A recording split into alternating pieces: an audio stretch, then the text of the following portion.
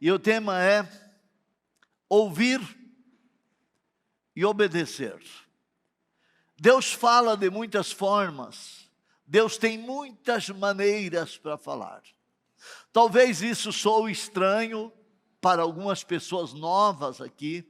Talvez tenhamos pessoas aqui pela primeira vez. E eu lembro quando eu fui a primeira vez ouvir a palavra de Deus. Na verdade, eu nem sabia que Deus falava. Porque a primeira vez que eu fui participar de uma reunião, de um culto, eu fui pensando em agradar o meu pai e nunca mais aparecer lá. Porque eu não tinha ideia de que Deus fala. Porque Deus é vivo, Deus não muda, é o mesmo ontem, hoje e o será eternamente. E Deus fala de muitas formas. Ele fala através de mim. Ele fala através de você numa célula. Através de um testemunho. Deus pode falar através de um evento, de um acontecimento na tua vida. Agora Deus fala através da natureza. Veja o que diz o Salmo 119, versículo 1 ao 4. Vamos ler juntos? Salmo 19, não 119. Salmo 19, versículo 1 ao 4. Os céus declaram a glória de Deus. O firmamento proclama a obra das suas mãos. Um dia, fala disso a outro dia, e a noite o revela a outra noite. Sem discurso, sem palavras, não se ouve a sua voz, mas a sua voz ressoa por toda a terra, e as suas palavras até os confins do mundo. Nos céus ele armou uma tenda para o sol. Salmo 19, está na tua Bíblia. Que Deus fala com as guerras que estão acontecendo, com os planos para domínio da humanidade, tudo aquilo que se fala, todos os avisos que estão dando, de coisas que estão por vir. Eu lembro que Jesus um dia disse que haverá um aperto nas nações como nunca houve, uma angústia como nunca houve, porque a natureza vai estar, entre aspas, em um desequilíbrio total. A Colômbia a Bogotá é uma cidade que está a 2.300 metros, se não me engano, acima do nível do mar. Então lá sempre foi bem frio, a temperatura 18 graus, 17 graus, 16 graus. Essa é a média da temperatura. Essa vez, não. Muito quente, incêndio, porque é cercada de montanha, incêndio. Nos montes, nós fomos ontem visitar o Museu de Botero, que é o pintor mais famoso da Colômbia, mas eles deixaram fechado para não contaminar por causa da fumaça. Então, Deus tem falado. Agora, quantos de nós podemos discernir que Deus está falando? Deixa eu mostrar para você algo bem interessante, 1 Samuel capítulo 3, versículo 1 em diante. Samuel ainda era um menino. O menino Samuel ministrava perante o Senhor sob a direção de Eli naqueles dias. Raramente o Senhor falava, e as visões não eram frequentes. Olha, preste atenção, que há momentos que Deus pode silenciar com uma pessoa e não falar. Então, naquele tempo, raramente Deus falava. Certa noite, Eli, que era o sacerdote, cujos olhos estavam ficando tão fracos, porque ele já era bem velho, né, já não conseguia mais enxergar, estava deitado em seu lugar de costume.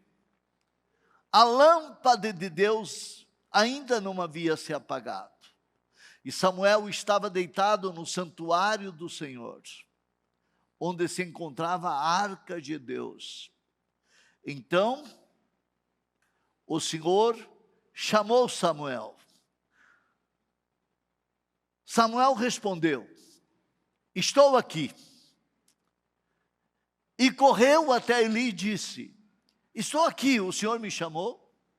Eli, porém, disse: não o chamei, volte a deitar-se. Então ele foi e se deitou.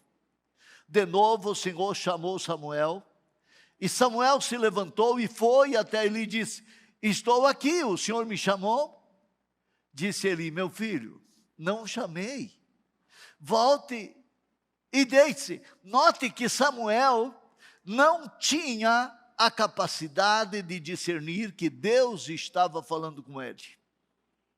Ele achava que era o homem que estava falando com ele. E pela terceira vez, de novo, o Senhor chamou Samuel. E, ora, o Samuel ainda não o conhecia. A palavra do Senhor ainda não havia sido revelada. O Senhor chamou Samuel pela terceira vez. E ele se levantou e foi até ele e disse: estou aqui, o Senhor me chamou? Eli percebeu que o Senhor estava chamando o menino. E lhe disse: vá e deite-se. E se ele chamá-lo, diga: fala, Senhor, pois o teu servo está ouvindo. Então Samuel foi e deitou-se no seu lugar. Amém. E aí Deus pôde falar com ele, porque ele se tornou um grande homem, um grande profeta. Mesmo ele ministrando, mesmo ele dormindo no santuário onde tinha a arca, Deus falava com ele e não entendia. Ele achava que era um homem. Quantas vezes você vem aqui e ouve, Deus fala com você e você não entende?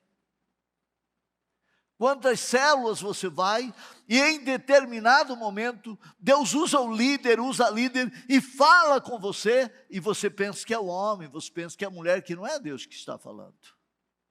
Porque você não tem a capacidade de discernir que Deus fala. Deus fala através de um conselho. Deus fala até através de uma pessoa estranha, que Ele pode colocar no teu caminho, para te dar um conselho, te dar uma dica. Deus tem falado nesses últimos dias. Deus está falando. E quando Deus fala, a palavra dele é poderosa, mas ela vem suave. Ela vem até de uma maneira imperceptível. Como nós lemos no Salmo 19. Um dia fala outro dia, uma noite fala outra noite, sem voz, sem discurso, sem palavra. Não se ouve a sua voz, mas Deus está falando. Marcos capítulo 4, versículo 9. Olha o que Jesus falou. Aquele que tem ouvidos para ouvir, ouça.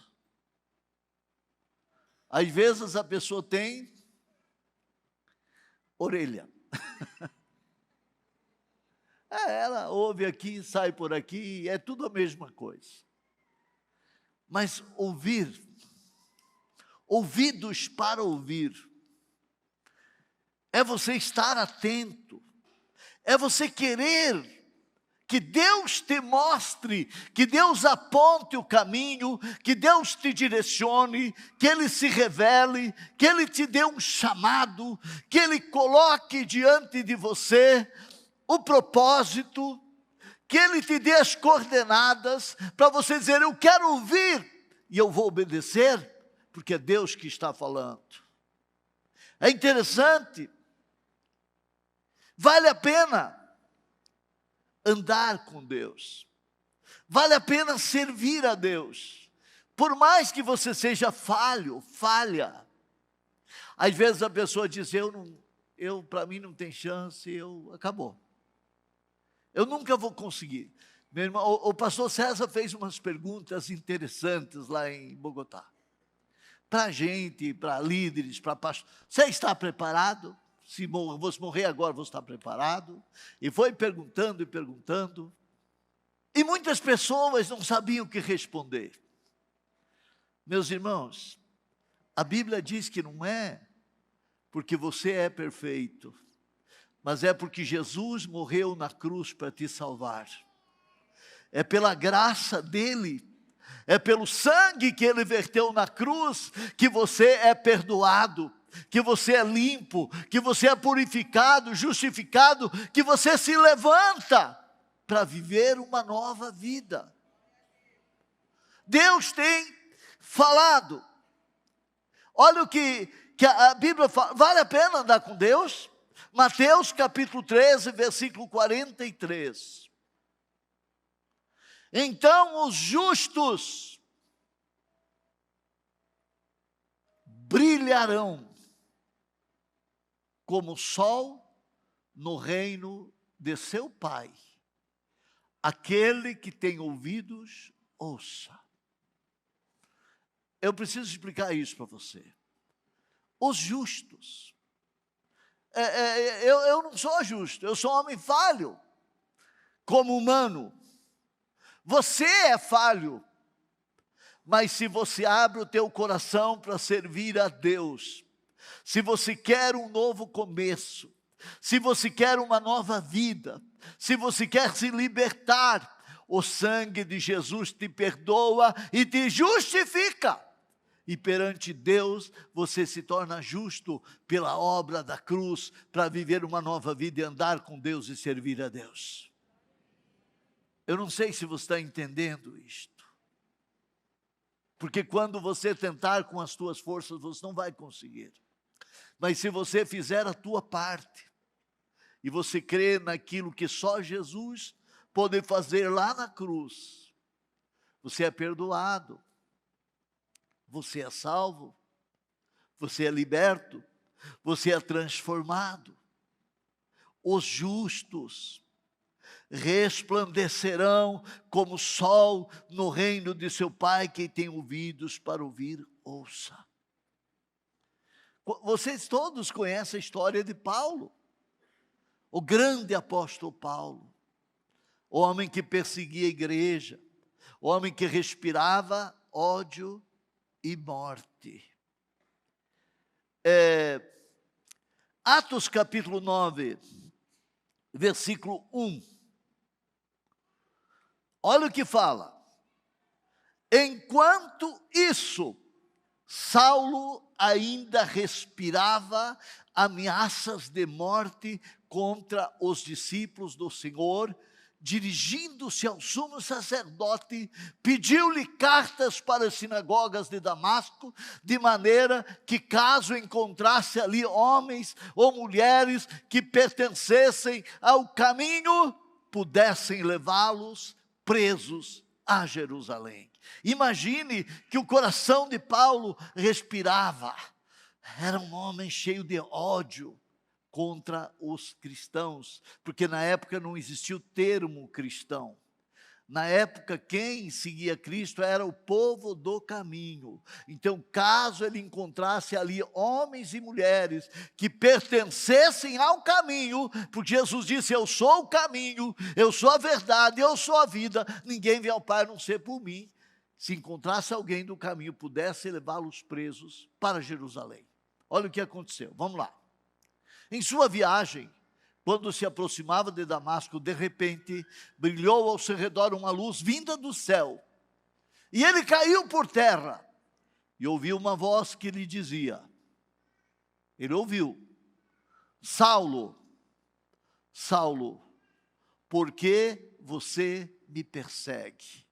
Dá um time aqui para você entender, porque às vezes a pessoa persegue o pastor, persegue o líder, persegue a irmã, persegue o irmão, persegue a igreja, persegue a visão celular, persegue a célula. Não está perseguindo você. Não está perseguindo a Cristo. Saulo, ele perseguia homens e mulheres que eram no caminho. Ele nem sabia que Jesus existia, mas viu uma luz, caiu, cego, sem visão, caiu por terra, ouviu uma voz que lhe dizia: Saulo, Saulo, por que você me persegue? Saulo perguntou: quem és tu, Senhor? Ele respondeu: eu sou Jesus, a quem você persegue. Levante-se, entre na cidade, e alguém lhe dirá o que você deve fazer. Os homens que viajavam com Saulo pararam emudecidos. Ouviam uma voz, mas não viam ninguém. Saulo levantou-se do chão, abriu os olhos e não conseguiu ver nada. E os homens o levaram pela mão a Damasco. Amém. Olha aqui para mim. Na tradução da minha Bíblia fala que quando Saulo caiu por terra e ele ouviu a voz: Saulo, Saulo, por que você me persegue? Saulo perguntou para ele: quem é, Senhor? Há pergunta nesse versículo aí? Quem é, Senhor? Quem és tu, Senhor? Saulo perguntou: quem és tu, Senhor? Ele respondeu: eu sou Jesus, a quem você persegue. E na minha Bíblia diz que ele perguntou: o que eu farei? Vamos ver o versículo 6. Nessa tradução não tem, mas na minha tradução diz que ele perguntou: o que eu farei? Jesus diz: levante-se e entre na cidade, e alguém dirá o que você deve fazer. Ele ouviu uma voz, porque ele estava sem visão. Versículo 7. Os homens que viajaram com Saulo pararam, ouviram a voz, não viam nada. Saulo levantou-se do chão, abrindo os olhos, não conseguia ver nada. E os homens o levaram pela mão a Damasco. Por quê? Porque ele disse: Senhor, quem é você? Eu sou Jesus, a quem você persegue. Eu sou Jesus, o que eu farei? Vá para Damasco, e lá eu vou dizer para você o que você tem que fazer. Alguma vez na vida você já parou para perguntar para Jesus: Jesus, o que você quer que eu faça? O que eu devo fazer? Talvez você aqui quer ser abençoado, mas não quer saber o que Deus tem para você. Você quer receber uma cura, você quer que Deus salve o teu casamento, você quer que Deus abra as portas para você prosperar. Mas você nunca parou para dizer: eu quero obedecer à voz de Deus. Deus, o que eu tenho que fazer? Senhor, o que eu farei? O que eu preciso fazer? Irmãos, eu acredito que aqui está a chave para uma vida abençoada. Você ser capaz de parar e dizer: Senhor, o que eu farei? Porque eu não estou tendo visão nenhuma. Paulo não tinha visão. Ele caiu sem visão. O que eu farei? Se levante. Você tem que se levantar. Se levantar fala de atitude, fala de tomar um posicionamento. Se levantar fala de se posicionar e levantar a cabeça e ter uma atitude e dizer: não, eu vou para Damasco. É isso que Deus quer e é isso que eu vou fazer. É isso que Deus falou e é isso que eu vou obedecer. Porque Jesus disse: vá para Damasco e lá eu vou falar o que você tem que fazer. E ele vai levado pela mão. Alguém o levou. Quantos querem levar você e você não deixa? Porque você acha que você sabe tudo. Quantas pessoas têm tentado pegar na tua mão e dizer: olha, minha irmã, Deus mudou a minha vida, pode mudar a tua. Mas você não aceita. Deus tem falado, mas você não aceita. E os ciclos vão se repetir sempre os mesmos, sempre a velha vida, sempre a mesma rotina, a de fracasso em fracasso. Deus tem falado. Saulo respirava ódio e morte, mas ele vai obediente a Damasco. E ele fica 3 dias na casa de um homem, orando. E Deus falou com Ananias, um discípulo. Não era pastor, não era nada. Era um simples cristão. Deus disse a Ananias: se levante, vá na rua direita, na casa de um tal de Simão. Está Saulo de Tarso. Ele está orando. e numa visão ele viu que alguém entrava lá. E Ananias disse: Senhor, eu conheço esse homem, o senhor não conhece. Esse camarada tem prendido quem serve a Jesus, ele tem consentido com a morte de cristãos, ele leva preso para Jerusalém, e ele veio para cá para prender os cristãos. Deus disse: vá lá, porque ele já caiu por terra. Então Ananias foi, e entrou, e pôs as mãos. Volta um versículo antes, 16, olha o que Deus falou, mais um, 15.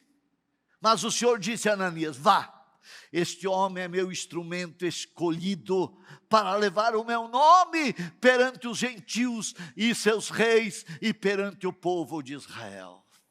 My God, que graça, que amor,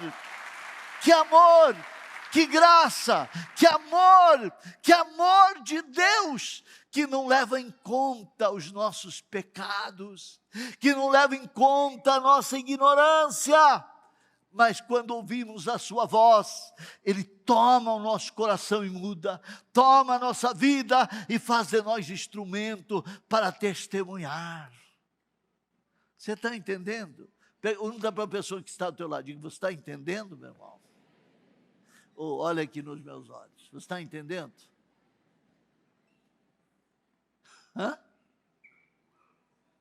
Deus falou, Ele ouviu a minha voz. Até Ele ouvir a minha voz, Ele respirava ódio e morte. Mas Ele ouviu a minha voz e decidiu obedecer. E agora, eu vou perdoá-lo. Eu vi o testemunho de um árabe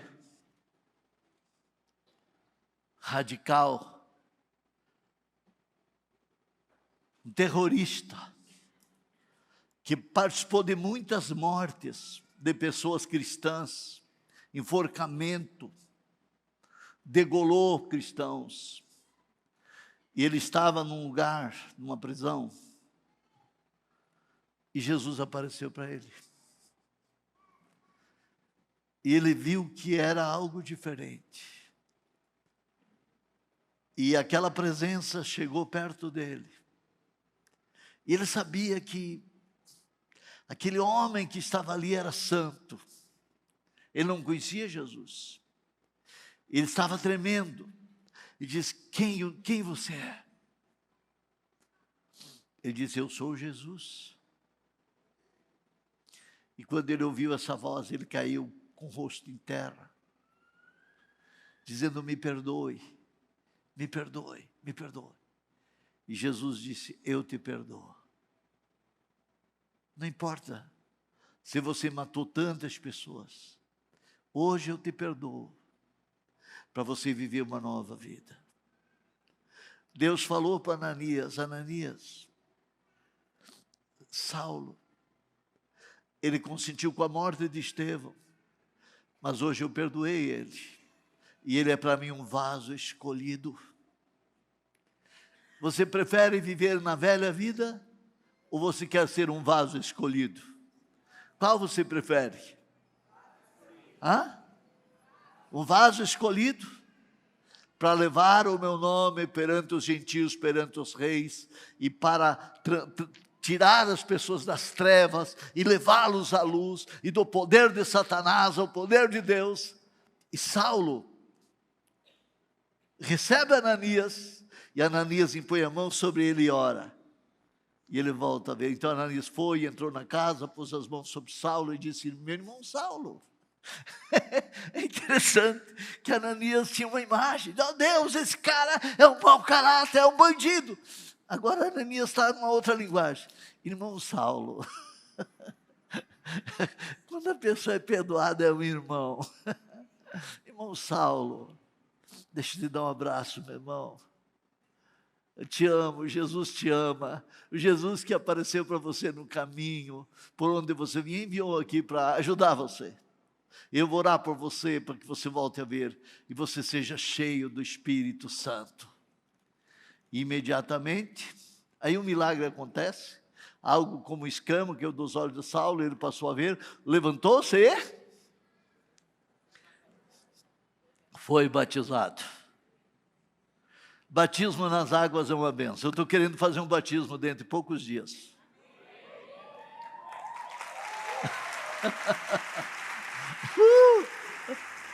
Foi batizado. E tudo que você vê no Novo Testamento,